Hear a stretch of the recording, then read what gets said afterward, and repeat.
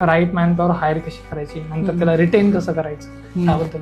आता मॅनपॉवर म्हणजे तुम्ही जेव्हा तुमच्या बिझनेसमध्ये कुठलाही बिझनेस असो, रिटेल बिझनेस, तुमचा स्टाफ तुम्ही हायर करताय तर त्याची एक प्रोसेस असते. हायरमध्ये एक मॉडेल आहे आस्क मॉडेल म्हणून, की आस्कमध्ये त्याचा ए म्हणजे ॲटिट्यूड, एस म्हणजे त्याचे स्किल्स काय, आणि के म्हणजे त्याचं नॉलेज.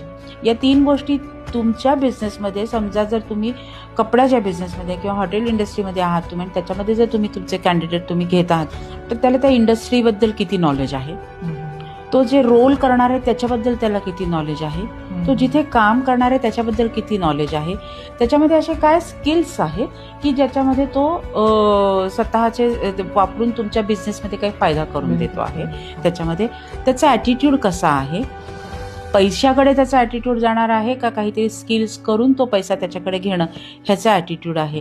या सगळ्या गोष्टी त्याच्यामध्ये तुम्हाला हायर करताना बघणं गरजेचं आहे.